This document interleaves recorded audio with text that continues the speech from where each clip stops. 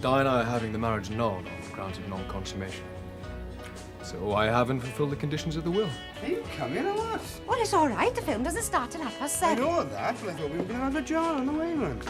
Well, I think it was destined to have a six-week trial period. And obviously the cast, and at the early stages, that's who I was much more involved with. The cast were very excited and you know, it was all great fun and we put everything in. I later learned that the technicians and the people in the studio were quite not very optimistic about it and thought it was not going to last and, oh, they couldn't really do it. But anyway, it was, as you all know, a triumph. Ah, May! Come in. Heavens! Can I take your coat, your wrap? Heavens! Yeah, you said that before. I began working at ATV because it was a big fluke. I had just come back from Italy working au pair, and a friend of mine who I was at school with, she was at an agency, and she said, there's this job going, she said, and it would probably suit you, and said something about television and gave me the address. And I thought it was somewhere like Radio Rentals, and it wasn't until I got in front of the actual building and it ATV. And I did get a job there, and I was about 6 or 7 months working in the sales department, and the job was advertised on the notice board for a trainee production assistant. And to cut a long story short, the fact that I was at that time 18 and you'd got to be 21, I thought this will be really good to see what the interview is like. Are you still at it? Oh, you know. I've just come to pick up my car, okay? Oh, it's been ready for ages. Yeah, I've got the keys, but I've been up to my eyes, you know. Know the feeling. Yes, working with Noel Gordon, your memories. Well, I worked with. I mean, I wasn't the music director. Jerry Allen was, you know, but I knew Noel very well and rehearsed with her. You know, when I was asked to rehearse with her. Yes, I mean, she was a fine lady, and in fact, I had the privilege. Tragically, when she died, I played at her funeral in the cathedral, and there was also a service at Edgbaston Church. Yeah. And she used to live near me because I used to live in Great Bar, and she lived in Handsworth Wood. And occasionally she'd visit us. No, I got quite friendly with Noel, and I mean, she was a very big name at that time. Not shocked, huh? Shocked. Well, the upheaval, what I've done, or rather what my daughter did to your old place. I'm very impressed. You must have a good cleaner. Oh, I gave it a good whisk.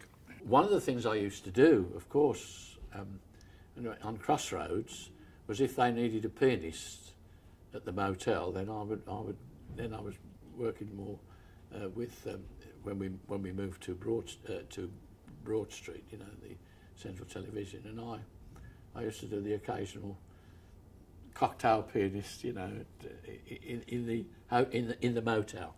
Aston was a lovely place to work. Yes, there was a lot of camaraderie. It's because it was small and intimate, I think, and even if I didn't know everyone and the jobs they did, they knew me because I was a one-off. There was only one stage manager.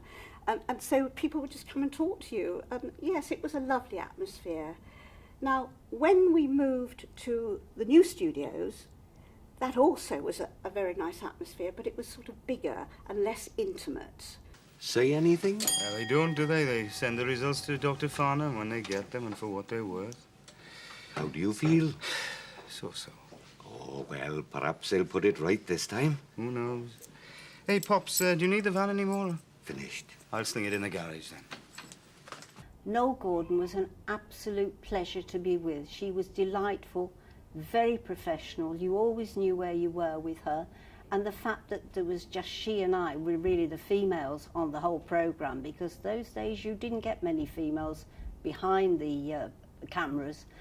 It was just great. And then from then on, I worked with her for 2.5 years on other programmes as well, but always on Lunchbox, which were live. And one of the funny stories I can remember, I think his name was somebody Elliot, similar to mine, and he had been an Olympic diver, but he was a singer, very good looking, and he during rehearsal he'd sung this song, and they decided halfway through that they were going to use dry ice. And this is live, of course. So halfway through, you've got this musical break where he does a backflip showing off how versatile he was from the Olympics. And of course, when he went to find his mic, it was hidden. He's groping around trying to find it in the dry ice. And I can't remember the end, but I know that it never happened. No, I'm afraid he's not here at the moment. He'll be in the morning. Can I take a message? Oh, Mr. Burns. Oh, yes, the green station wagon. Yes. Yes, it'll be ready by lunchtime tomorrow.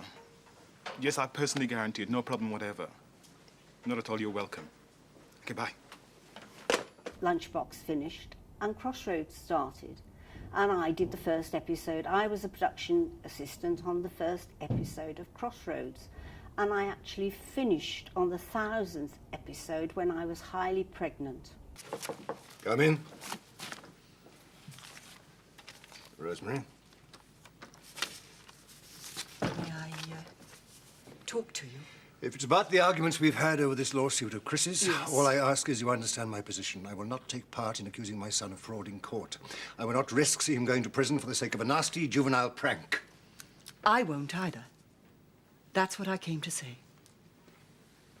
Are you angry with me for carrying it so far? To the brink? Yes. But not really surprised. That's how far I thought you would take it, to the brink, and no further. Then why did we quarrel so bitterly about it? I think I was angry because it was so clear to me you wouldn't go through with it, and you were so certain that you would. It was infuriating. The actual move to the studios in Birmingham, in Broad Street, I wasn't really there right at the beginning because I was having 2 children.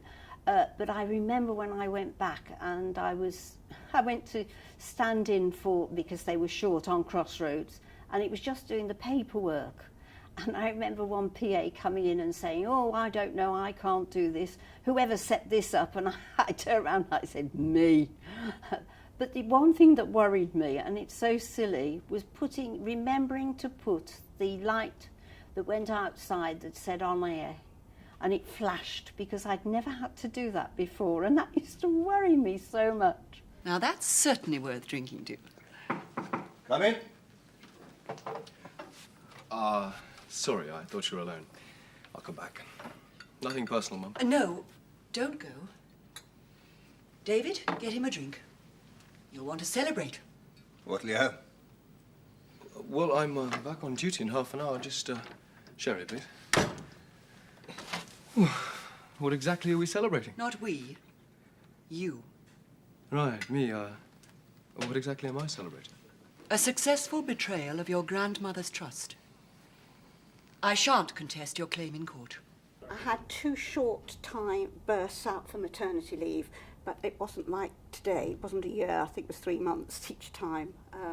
But yes, I did at the beginning and the end. I started in 1964, October, and it was 3 weeks we had of the read-throughs and rehearsals. And my background was theatre. I'd been a stage manager in the theatre, mainly working for the wonderful Derek Solberg at the Alexandra Theatre in Birmingham and the Grand at Wolverhampton. I was very fortunate. Apparently, they wanted everyone on the original Crossroads to have some Midland connection, and they were looking for a stage manager. The stage managers in London apparently wouldn't do 5 shows a week, which we did at the beginning. And my name was put forward, and I later learned that the job was actually mine before I even arrived. So that was very nice. So I arrived 3 weeks before we started shooting and went into the office, and I said, "Well, now, what would you like me to do?" And they all looked at me like I was a moron. They said, "Well, we don't know. We've never done drama before." I said, "What do you think you should do?" So I said, "Well, the first thing I should do is read scripts and draw up a prop list." So they said, oh, okay. So they gave me scripts, and I drew up a prop list. And I said, "Well, how would you like to do the prop list? Because there are several ways of putting it down on paper and requisitioning." "We don't know," they said. So how lucky was that? For 24 years, I introduced a system which suited me very well and worked very well when we actually got into production. So, officially it was all my fault. But he knows, and I know it was him.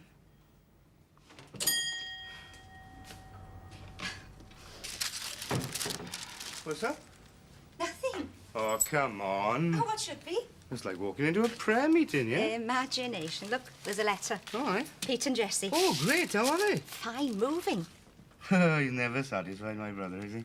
Ambitious. That's it. As new characters were brought in, they were trying to keep the Midland connection, and I think someone had recommended her. They'd seen her and thought it was worth a try, and I think she only came in for 2 or 3 episodes initially, but was a triumph. Really?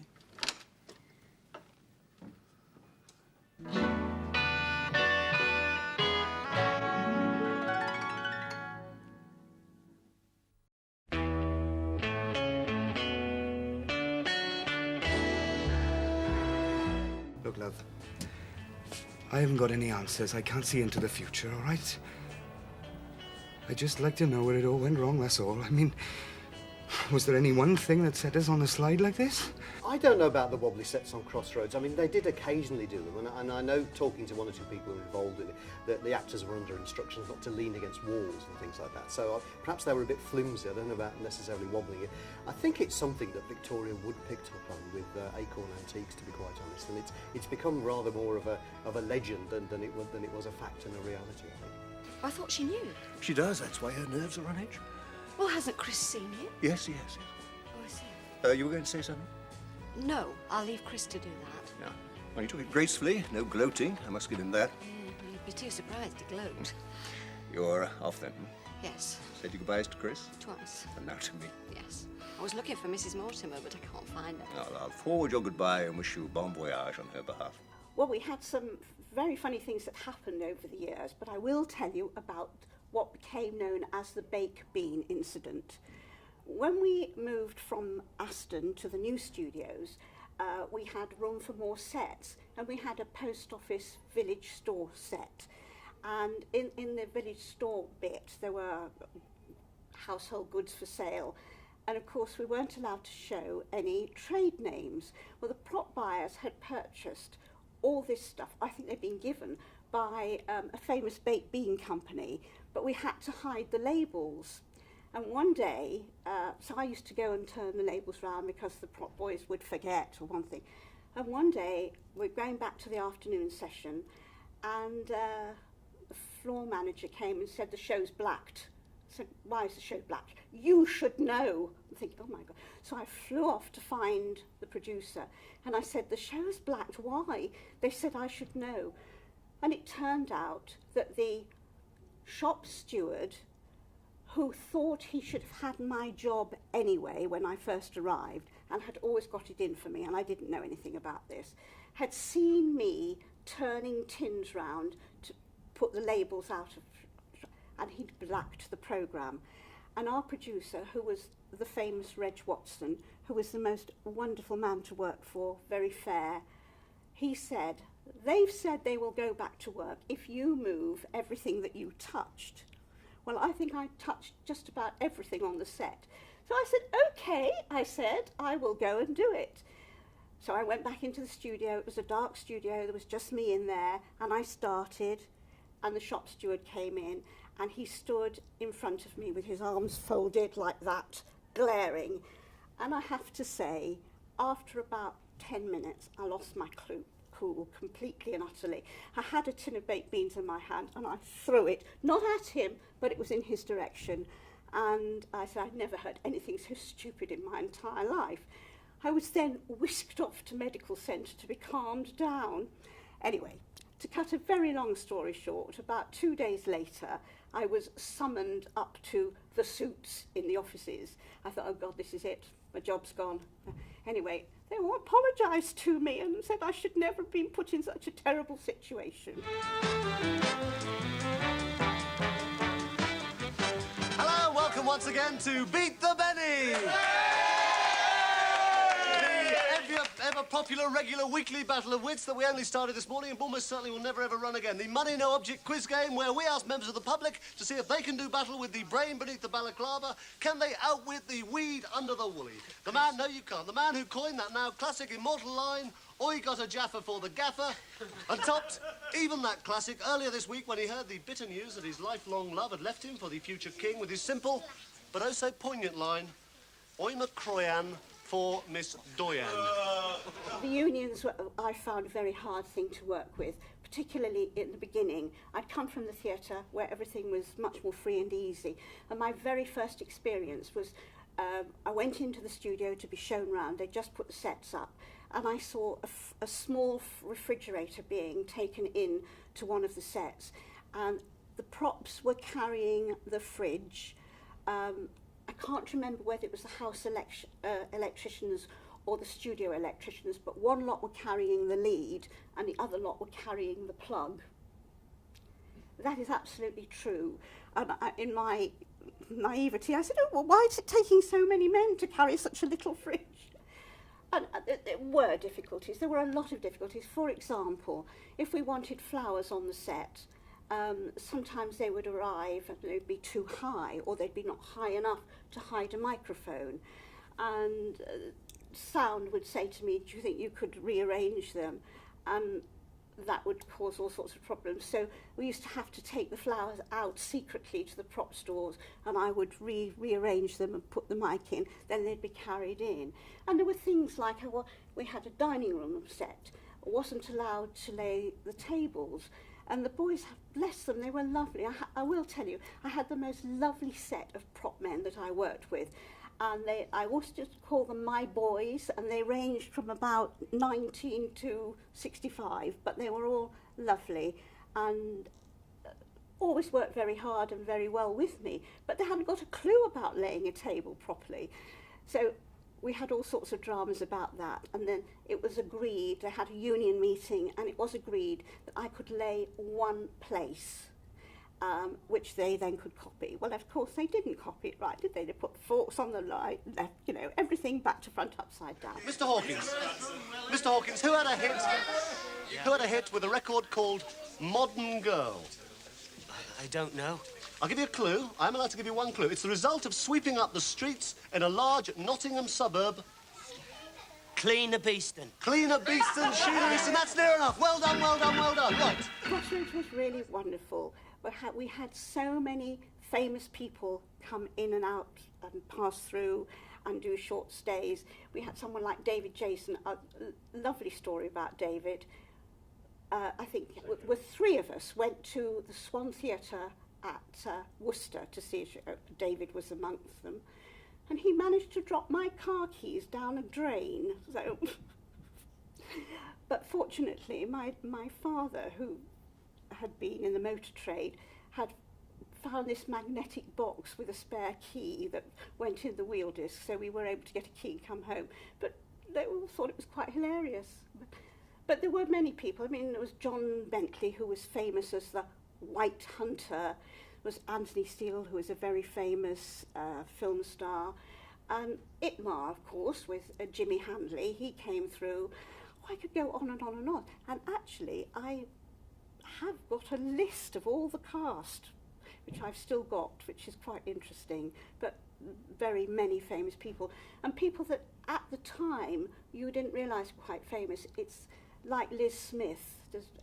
Most people will know Liz Smith. She was in The Vicar of Dibley, the old lady that used to do all these funny recipes.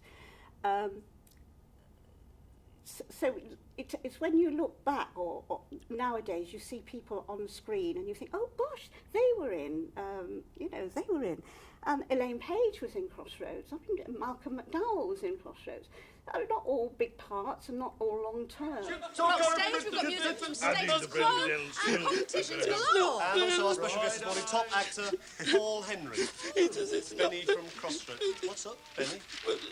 What's up? Haven't you seen the headlines? Well, Miss Diane said she was gonna marry me and that she could go. Stop laughing! It's not funny, Lenny. You don't realise I've been saving all my pocket money up for years, and now I Miss can't. Diane that's married. The Yes, heir just to the- because he's got a crown, I mean, I got a woolly hat, you know, it's not fair.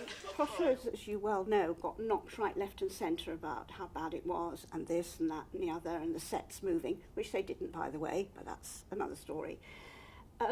Through Reg Watson and Sir Leonard Matthews, we had a storyline, Sandy in a wheelchair, and a gentleman called Noel Crane wrote in to say he was a tetraplegic, and if he could give us any advice, he would be happy to do so.